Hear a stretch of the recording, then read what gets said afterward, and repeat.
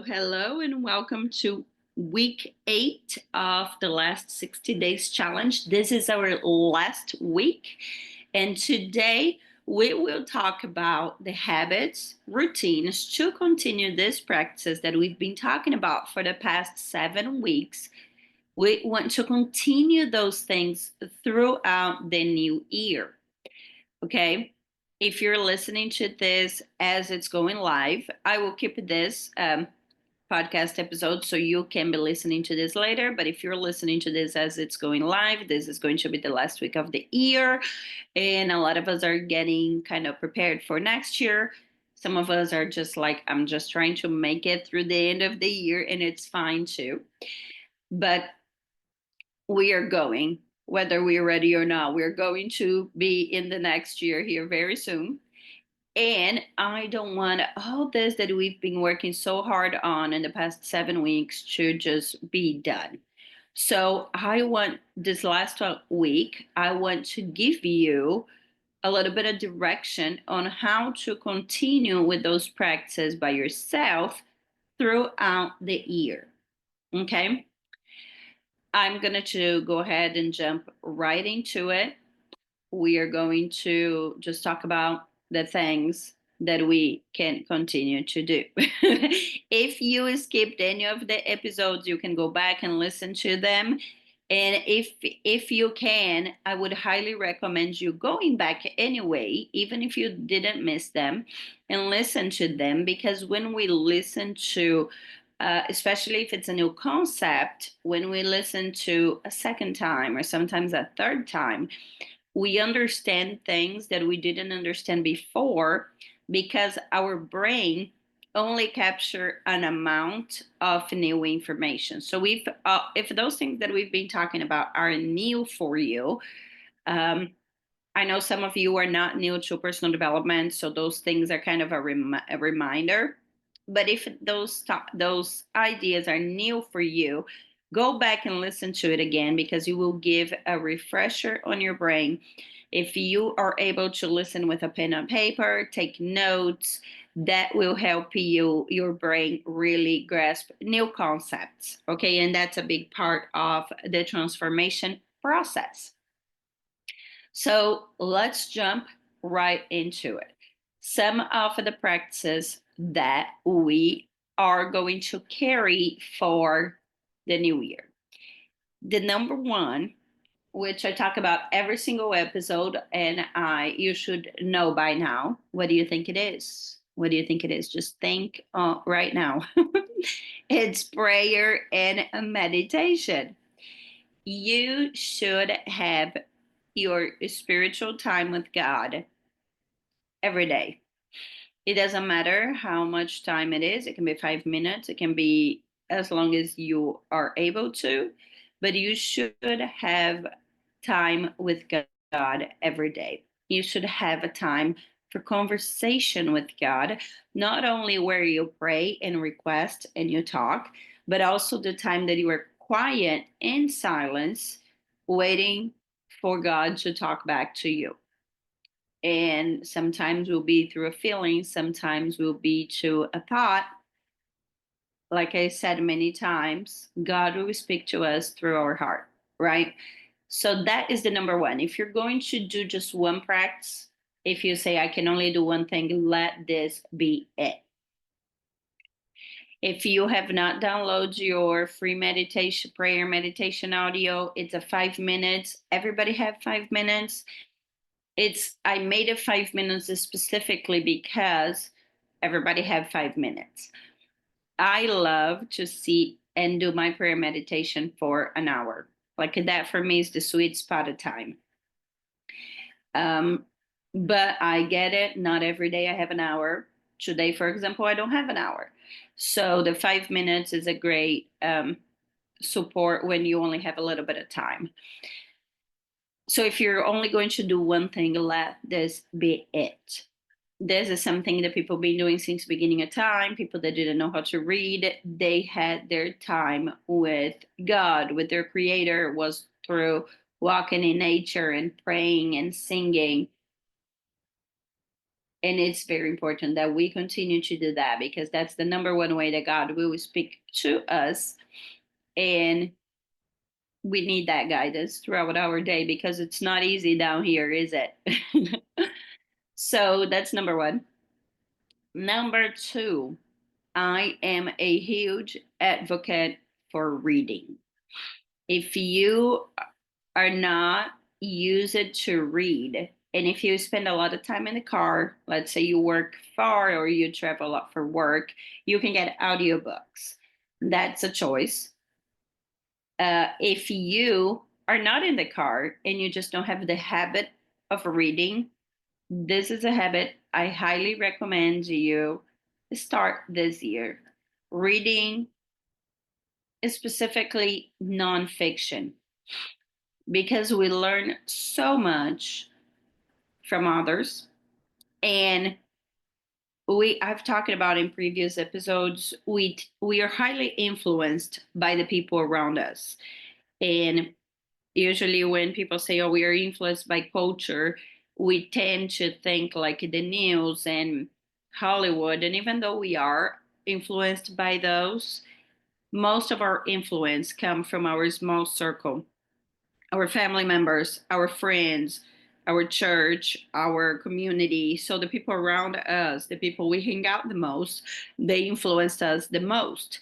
So when we start reading about other people that are not in our circles, we expand our mind and we learn new things. So I love to read about people from hundreds of years ago that were successful at their time, that were creatives, that uh, invented something new, because it's something that I don't have on my small circle. And I don't have even on this time. Like if I'm reading a book that is 100 years old about somebody creating something 100 years ago, it's not in my circle, it's not in my time right now. So I'm learning something new, I'm expanding my mind. Also, I always tell my kids, leaders are readers. So as we read, we just understand people better. And it's much easier to go through life when we understand people better. So I'm a big, big advocate for reading. I love to read scripture. I am a Bible nerd. I love to read nonfiction books about different topics. I love to read about health, about psychology, about different theology scripture books. I love to read about just pretty much a lot of nonfiction business. I love to read business books, pretty much all the nonfiction categories. I like to read them. I also love, which is kind of the nonfiction category too, but I want to mention this separate because I highly recommend you reading wealth conscious books, books that talk about scarcity versus abundance and things like that, because it gives us a new perspective that most of us don't have. Once again, being influenced by the people around us, a lot of the people around us have a very hard life. If you are like me, I come from Brazil, and my family growing up, my grandparents, they had to start working very young. Um, my grandpa had to quit school at second grade and start working at second grade. So the way they saw money was very different from my time right now. And we learn from the people that raise us. So if we want to change our mind about what we learned, we are still honoring them. They did the best they could with what they had at their time, and we still need to love them and honor them for what they did, because yeah, they worked very hard. But right now we are in a different scenario of money. Money now is all digital, and there is a lot of different things happening in the world. And when we read wealth conscious books, it opens our mind to see money different. And that helps us succeed with money. Okay. So if you are a person that you are in the school of money, you are struggling with money, or like, I wish I made more money, or I wish I kept more of the money I made, or whatever is your situation, I highly recommend you adding wealth conscious books into your routine. Um, and then we can go, so prayer, meditation, and then reading, those two are big things. And then we can go to the three big relationships we have in our lives, which one is our relationship with our body and our mind. And I want you to get a pen and a paper, and I want you to write down, what are some practices that I need to implement? Let's start with body. What are some practices I need to implement to improve my relationship with my body, to get in right relationship with my body? And for some of you, will be just your body image, just build self-love in your own body. Learn to love yourself in your body. Others will be getting right relationship with your mental health. And I think most of us, if not all of us, we need to get in right relationship with food and movement. um, we need to learn the aligned amount of food and movement, because we either tend to eat too much or too little. We either tend to move too much or not at all. And the alignment, the right relationship is somewhere in the middle. So getting in right relationship with our food and with our movement is very, very important for us to be in right relationship with our body. So write it down. For you, what are some practices that you can add so you can be in right relationship with your body? Once you did that, we can move on to money. What are some practices you can add that you can be in right relationship with your money situation? So, like I mentioned, read wealth conscious books can be one. Start to take captive all your thoughts of scarcity and replace them with abundant thoughts.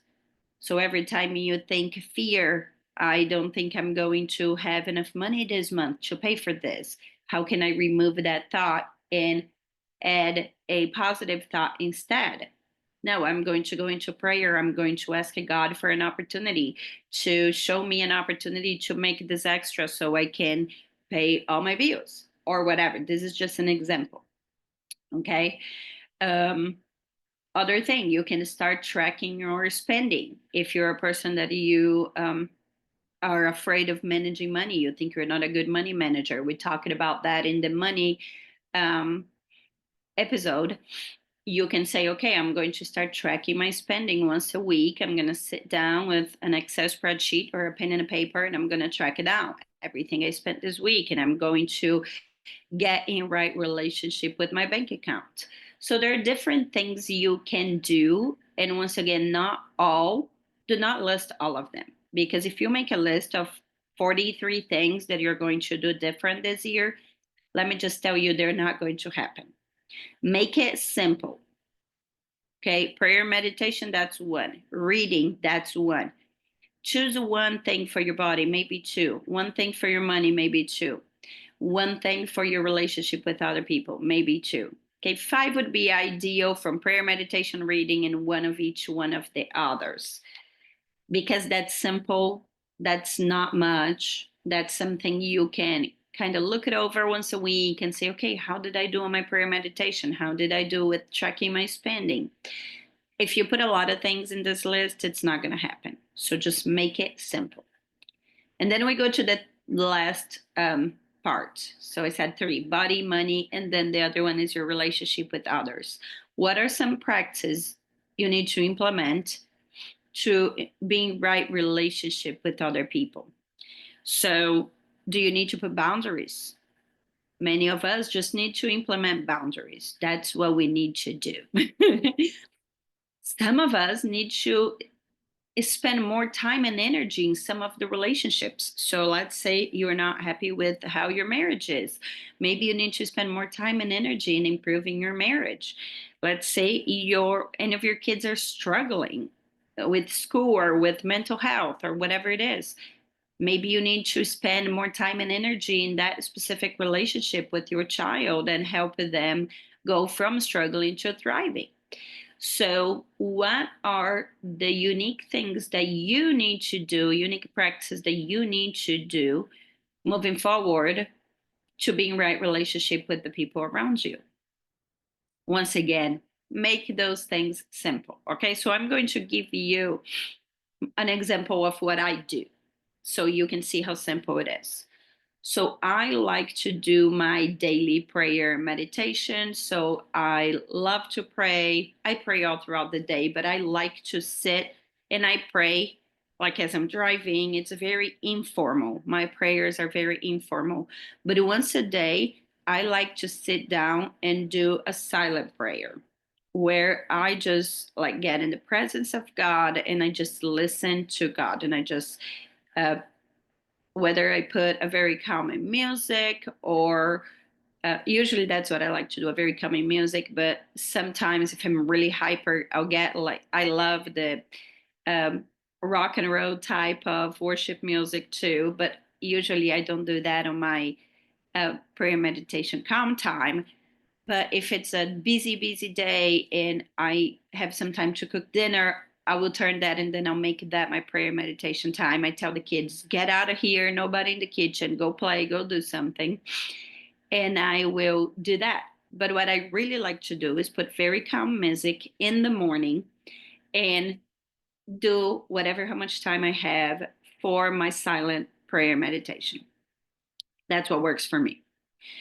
Other thing I do is I read a lot. I'm usually reading 2 to 3 books at the same time. And that's just a habit that I have for years. And it works for me too. And I love it. And each day I just want to read more and more. I have a gigantic list. I have so many books. I like to read physical books. I don't like to read them digitally. I don't like to I don't like to listen them in audiobook. I like the physical book in my hands. I have a huge amount of books all over my house. And I have a huge Amazon list of books that I want to read next. So this is just something I love to do. I am a Bible nerd. I read scripture a lot. I read all nonfiction. I do not read fiction. I don't like fiction. You can read fiction. I have nothing against, like, I don't think anything bad about fiction. It just doesn't interest me. What interests me is reading nonfiction. So I do that. I read a lot of nonfiction. It can be health, business, mindset, wealth conscious, whichever. So I do that every day.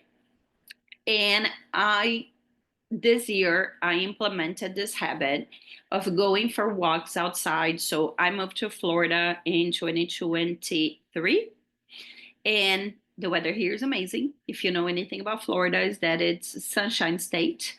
So this year, 2024, I implemented the habit of walking outside. I do in my very busy weeks, I do at least twice a week, but my goal is 5 times a week. So I have this, I'm still working through it. I am not super I what is the word? I'm not super consistent still because new habits we have to be patient until they are consistent. Okay. So it's not because I read and do my prayer meditation every day that you're going to start today and you're never going to fail because I've been doing that for years. The walking, I started this year. So there are weeks that I only walk 2 times and it's fine. I'm not going to sit here and judge myself and hate myself for it. Next week, I'm going to do better. Okay. So that's what you need to do as you're starting new habits. So that's what I do. I go for walks. I am also very mindful about what I eat. Earlier this year, I did a complete food panel test and I know what my food allergies are exactly. So I'm very mindful of what I eat. If I'm hungry, I eat. I don't do like a quantity diet. but I do not eat foods that I know will hurt my body. So I have gluten allergy. I will not eat gluten. I have several other allergies. And sometimes, I'm not going to lie, I should not be eating cheddar cheese. And I have an allergy to cheddar cheese. But sometimes I'll eat a little bit of cheddar cheese.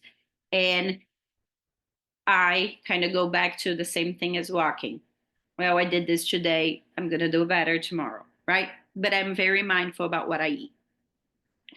And so those are the things that my prayer meditation and my reading, I've been doing that for years.